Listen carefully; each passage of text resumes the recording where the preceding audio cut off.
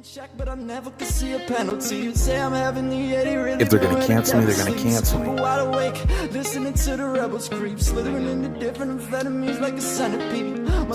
don't care. Go ahead, do it. Why are we gonna talk about it? You know why. This is the Randy Savagery Show. It's about the love. It's about the passion. I'm trying to make it through life, but this shit is tough. Every day we meet a different. Testing. Hey. And welcome to the Randy Savagery Show, baby.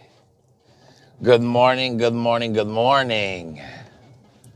Let's get it. So, today, I wanted to bring up, because I feel like I have a little bit of knowledge on it now.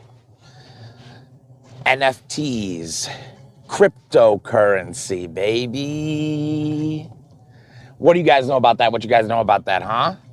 Are you guys investing in, what's it called? The Bitcoin? Are you guys investing in the Bitcoin? You know? Which one? Are you guys Ethereum fans? Do you like the blockchain? You know, how you feel about it, leave it in the comment section. But we're gonna go over all those things today. So let's break it down. The first one I wanted to bring up was what's it called? NFTs. Because I thought, you know, I think that NFTs was the most challenging one for me to like actually finally wrap my head around, because I totally did not understand. I'm like, why would there ever be value in a video that any person can access at any time? So an NFT, right? And I'm gonna break everything down in layman's terms, because layman terms means that you know, what the majority of individuals will understand, and that's me, majority. That's why it took so damn long. All right, so an NFT basically is a digital baseball card. So a digital baseball card would be the best representation to get a visualization of what an NFT is. So it's a non-fungible token. That means there's only one of them, or there's only so many of them during the creation of the minting. You know, you make 100, or you make 50, or you make one. It could be one of one, or one of 100, right? But the whole concept is digital collection. And once someone broke it down for me that way, then I could actually understand the value, all right? Another thing that a lot of people don't understand. Oh, I'll do it like this so I can edit it later. Number two. All right, so another thing that a lot of people don't understand about the tech is the blockchain, right? So currently, ladies and gentlemen, when you buy an NFT, you will most likely have to buy it from the Ethereum blockchain, right? So when you buy an NFT from Ethereum, you do not actually get that data or access to the data that is stored on the blockchain, or maybe even only theoretically stored, according to a lot of different sources.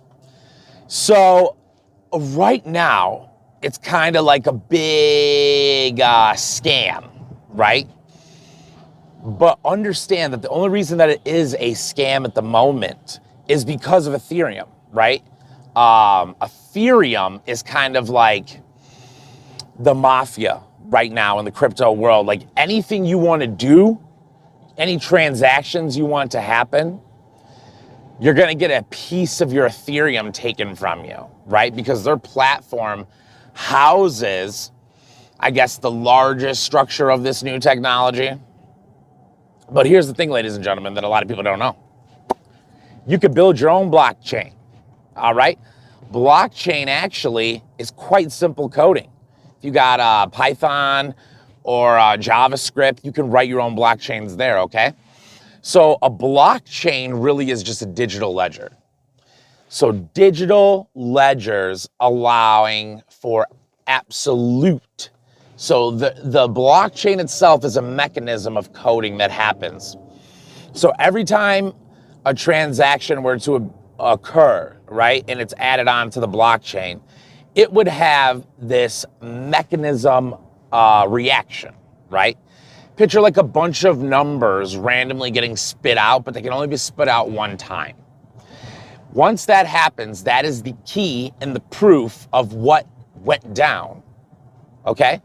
So, example, let's say you're playing some type of digital trading card game, right? You're playing with savage digicards, you know? And you want to check the score from last week between you and your buddies, or last year, or 100 years ago. You know what I mean? Not for us, but in the future, these are the applications. You will be able to check all of this on the blockchain, the digital ledger. So really, ladies and gentlemen, NFTs are quite powerful. You can also attach smart contracts to them. So let me give you another example. Let's say that you're a digital card creator, right? And your cards are blowing up. They're flying off the shelf. Elf on a shelf, baby. And during this process, you want to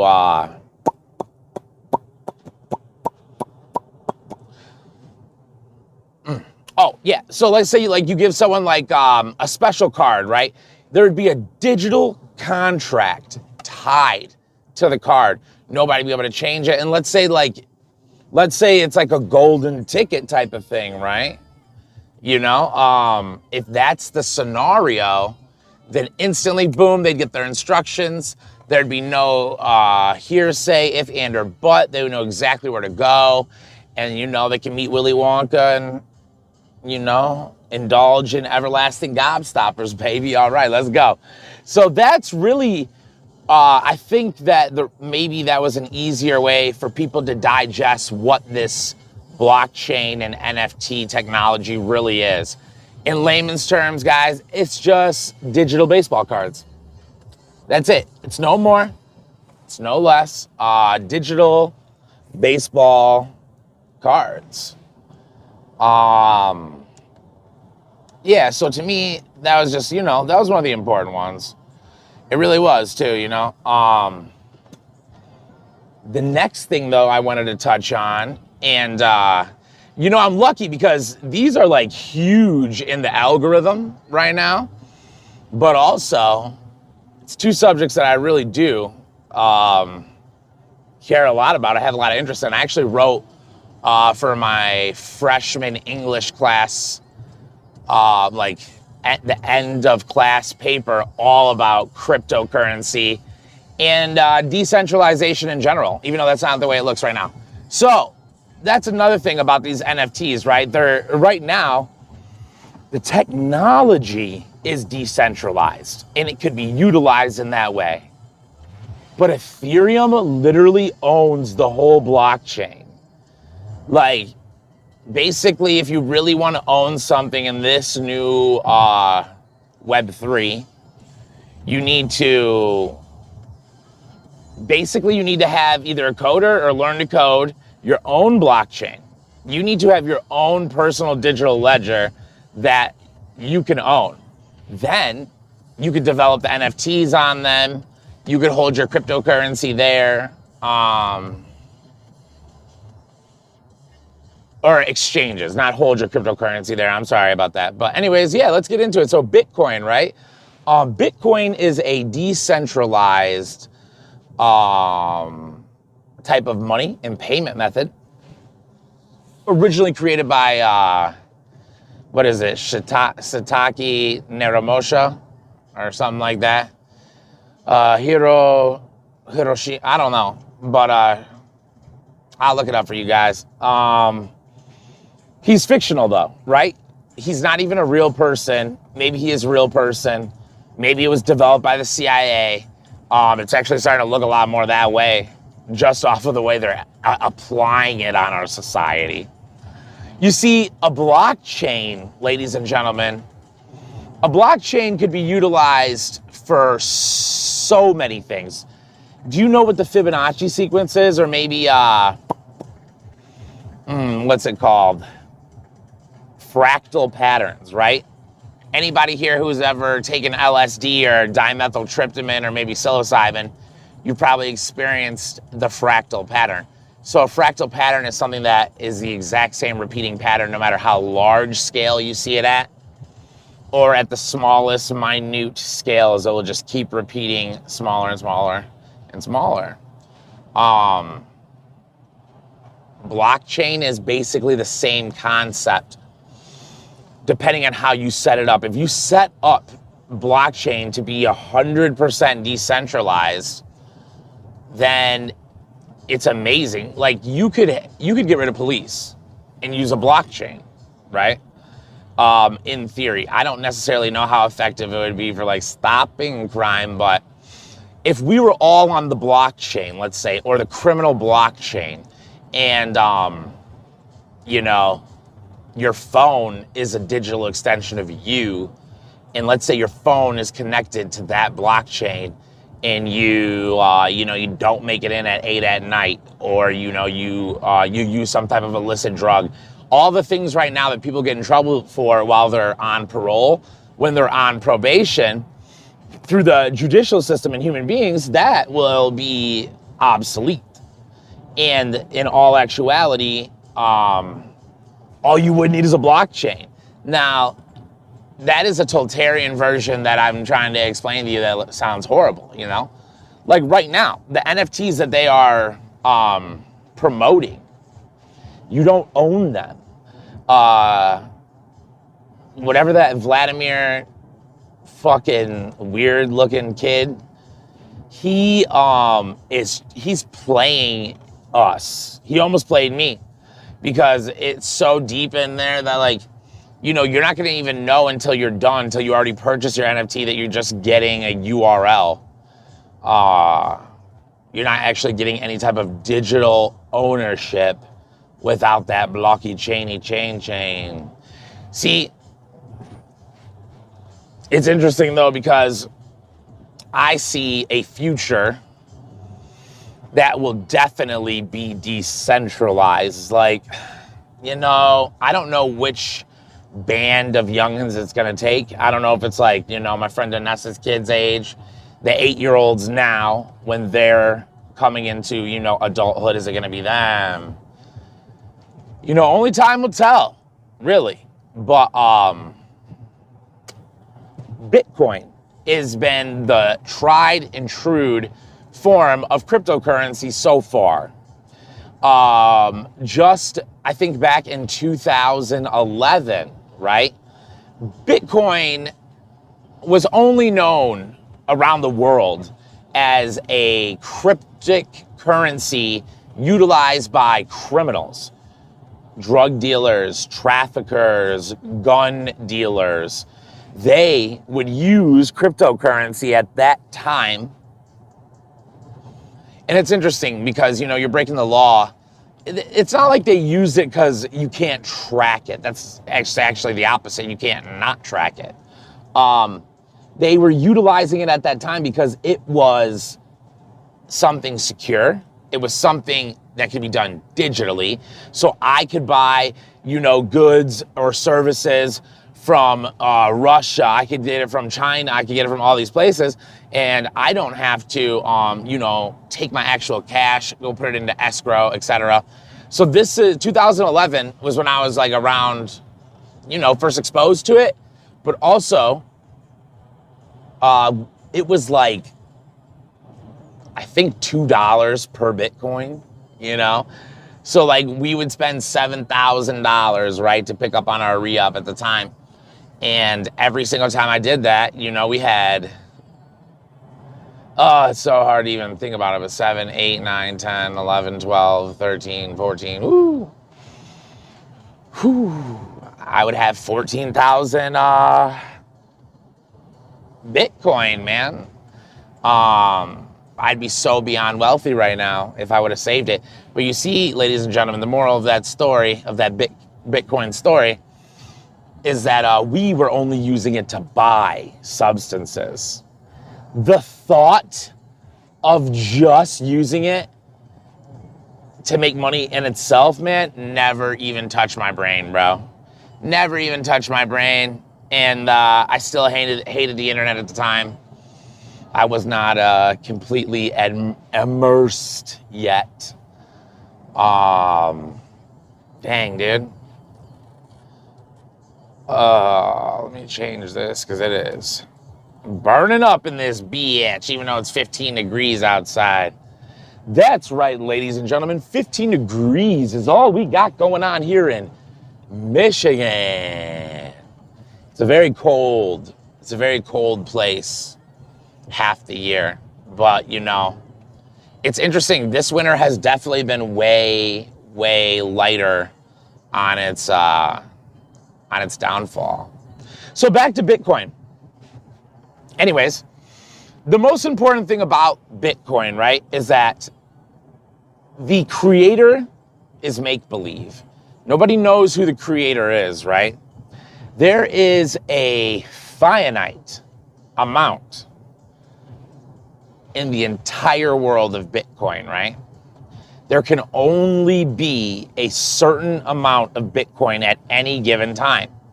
Now, this is, you know, it almost seems counterintuitive, right? It almost seems like, well, duh, dude, just like our money, you know?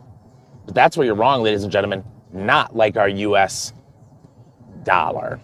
You see, our money is printed at the Federal Reserve, right? Which is not even federal at all.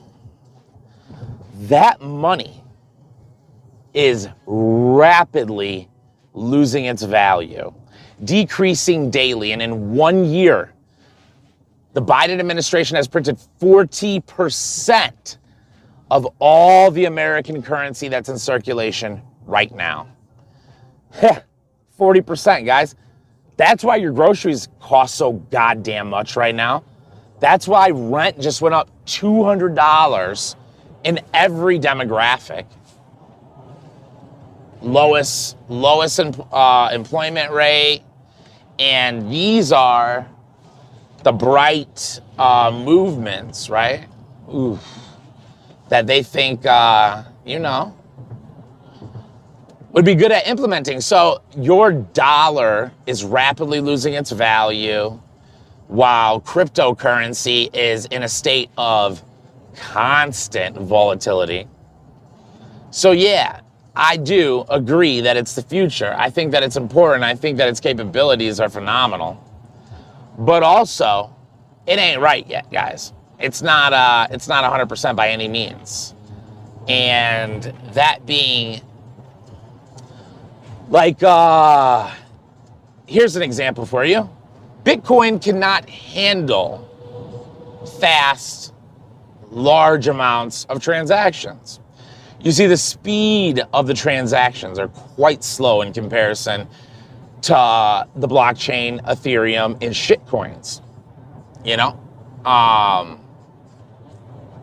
This is a fundamental issue with Bitcoin, but I am pretty sure that they've been working on it for a while with its partner project called Lightning.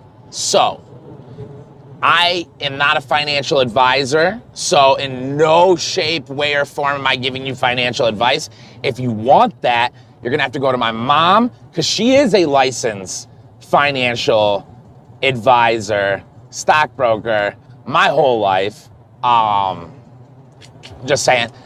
So, you know, from what I've learned, you know, from many years around her, and then also what I have gained in my own personal observation of the crypto world. Your cryptocurrency will be more valuable than any paper currency, and I'd say that is within 5 to 10 years. You can already start paying for different things with Bitcoin.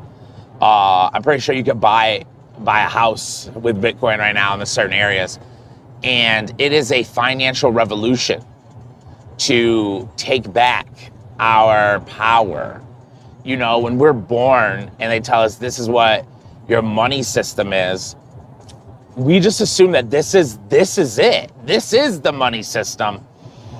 And, you know, if you were born in America in the 90s, this is the greatest goddamn money system America ever created, you know? Oh, man. Good old Bush days.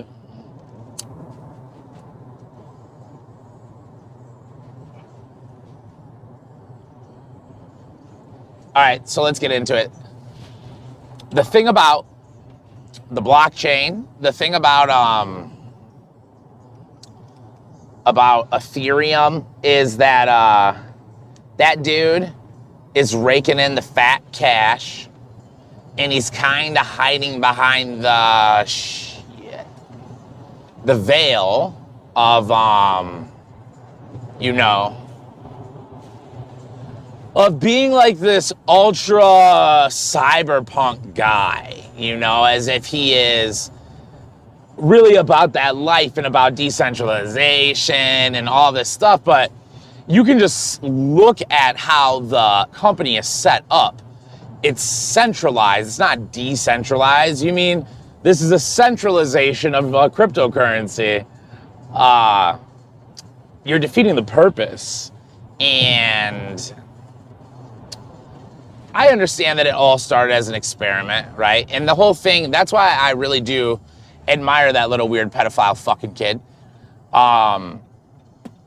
It was all an experiment, right? Because there's certain laws and parameters put onto Bitcoin. Obviously, you know, maybe for a good reason, but I love the concept of these young kids coming up and saying, well, what happens if I pull the brakes off? You know, what happens if I put the, you know, the left to the right or the right to the left? And to me, that is, man, that's also what it's about. But the company that he created, he hides behind the veil of, you know, cyberpunk, and really he's just like a little Microsoft, you know, a little Bill Gates type of thing. You're trying to commandeer the entire technology, and that's the part that makes me fucking sick about these fucking cocksuckers, dude. Like, this is technology that all of us should have access to, and you set it up in a way where we have to go through you. You know, it's like, I don't want to go through you. I just want to use the blockchain.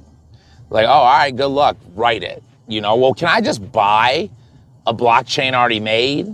You know what I mean? I think I'd rather just learn how to utilize it once it's already been written, the program. But hey, man, I don't make the rules, you know, and I'm just trying to be an early crypto adapter just like the rest of y'all. You know, it really sucked to save up all your worldly riches just to see them all be worth nothing. You know, just like in Germany, just like in Russia. You know, you save your whole life, you're responsible your whole life, and you think that you're gonna be fine. And then you go buy, you know, groceries one day at the store, and your $100 bill is worth nothing. They won't even take it. They're bartering at this point. This is the sad reality of some, some earlier scenarios in our world history, in this human experience. You know, we've had communists devalue their money before, to the point in Russia, in even the 1920s, where they were cannibalizing their children. They were eating each other just for the sustainability to stay alive, you know? And that, we don't want none of that. We don't need none of that. But it's, we're already going through the devaluation, if that's even a word, the devaluing of our money. Our money is worth dog piss right now, bro. Getting lesser and lesser. yeah, also, like I said, I was going to. I want to go over the shitcoins. That's what they're called, right?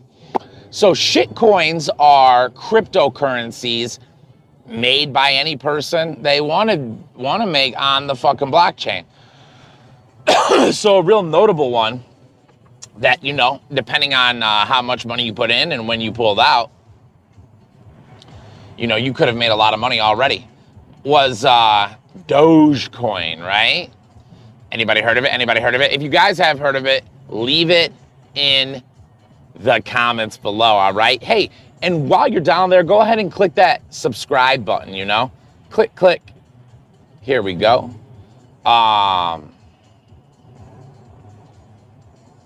Dang, guys. On gang, I forgot what the motherfucker I was talking about.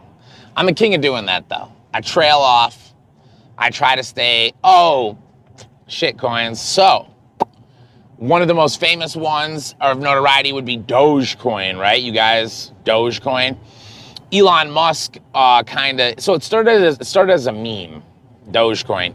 And it was just making fun of the concept of, you know, like, oh, well, what if we made this coin that ended up being the world currency, right? Well, memes are like jokes, and jokes have power.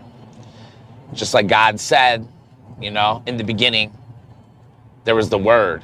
There's power in the word, you know?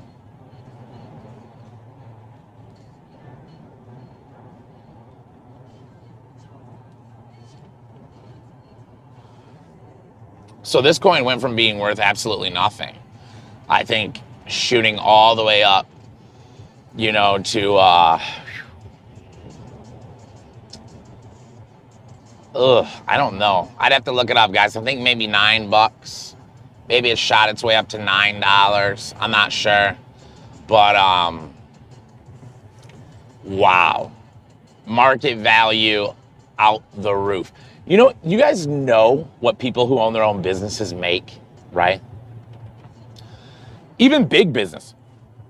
Like McDonald's. You guys think McDonald's makes a lot of money off of your burgers? I know they're shit. They taste like trash. They kill you, this, that.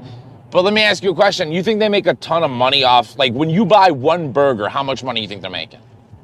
What do you think it is? Double? Half? What? 40%? 10%? 5%? On average, I think it's 15 to 10%. All right? 15 to 10% of that $1.25 that they're pulling out your asshole, that's what they're gonna make off of that sale, man. So it's not really like how everybody thinks, you know? It's not like, you know, these businesses are just making these ungodly amounts of money. Like, dude, come on now. Think about someone like Elon Musk. You guys meaning to tell me that the richest man in the world, right, on planet effing Earth and soon Mars, you're not gonna tell me that guy doesn't have millions of dollars, maybe billions, I don't know, but at minimum millions of dollars of debt. See, a guy like Elon just knows how to play the game so fiddled, right? You know what I mean? Be producing just a little bit more than you're stretching the other way, than you're creating. Just enough to tap it in, you know? Happy Gilmore style. Well, after that crazy motherfucker jumped behind Dogecoin, Dogecoin jumped up, right? So there was a huge uproar, an explosion. Think about it, guys. A couple of cyberpunk piggies think, laugh, and create a Dogecoin. And it goes all the way up to Elon Musk. I'm pretty sure that Mark Cuban accepts Dogecoin at his games, man. And that is wild. And that is the system that we live in. So think about it. It started out as a joke that a couple of people wrote as code on a computer. All right? A computer. It ended getting clouded from the richest dude on earth, Elon Musk. Shouts out to Elon Musk. Your wife is super hot. You have a giant brain in your freaky looking head, man. And I just want to tell you, we salute you over here at the Randy Savagery Show, you know? We appreciate you here. All right? Now, want to tell you guys, that's going to wrap up this episode of the Randy Savagery Show. If you liked this episode, make sure that you hit the like button. Listen to what I'm asking. All the simps out there, do what I say. And have a nice day.